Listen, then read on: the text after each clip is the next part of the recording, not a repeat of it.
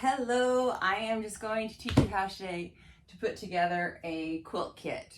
Okay, so we're going to start with the basic. Here is one of the designs.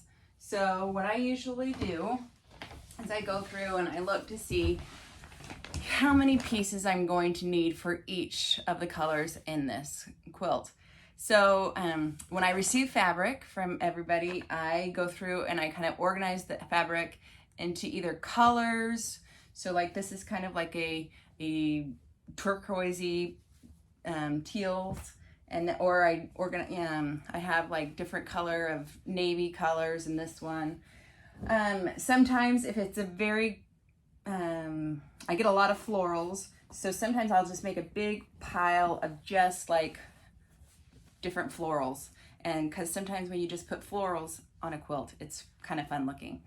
So, and then other times I get, interesting bundles, some bundles that match, so I keep those all together because that helps me out later on when I am putting the kits together.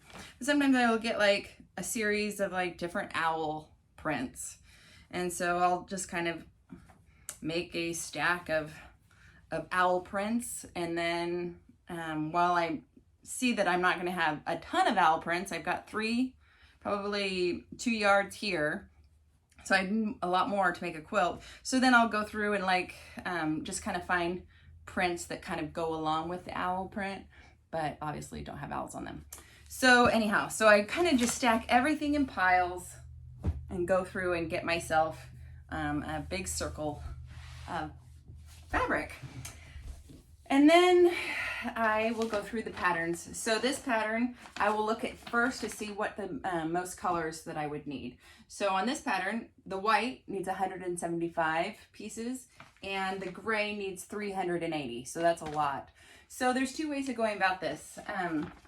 When it is a pattern like this where there's going to be a lot of colors, then what I will do is I'll try to make sure that I have enough of that single fabric to put as my allotted color.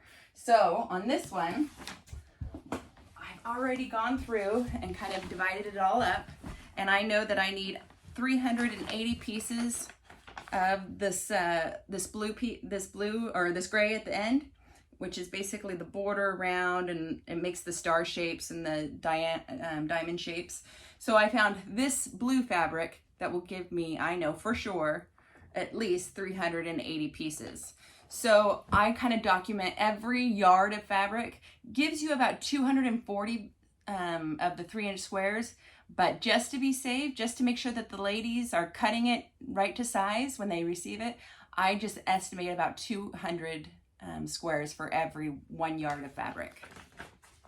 So this one, I will go through and I put the blue here. So my next color that I needed the most of is this white. I needed 175. So I have this off-white because it's going to match the fabrics in here. And just because they are certain colors, like I use the blue for this gray, it's just kind of a paint by numbers. It's just so that the ladies can see what the design is going to look like and that there's different colors.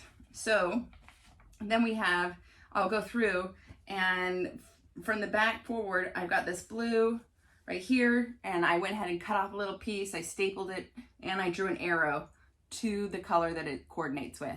So that goes with this lighter blue, this red, I've got 80 pieces. I know for sure this is going to be at least 150 pieces. So I always try to make sure they have extra, because nothing is worse than when they call me here in the States and say, oh, sister, I went through and I made all my hexes and I'm lacking, 17 hexes of that one color.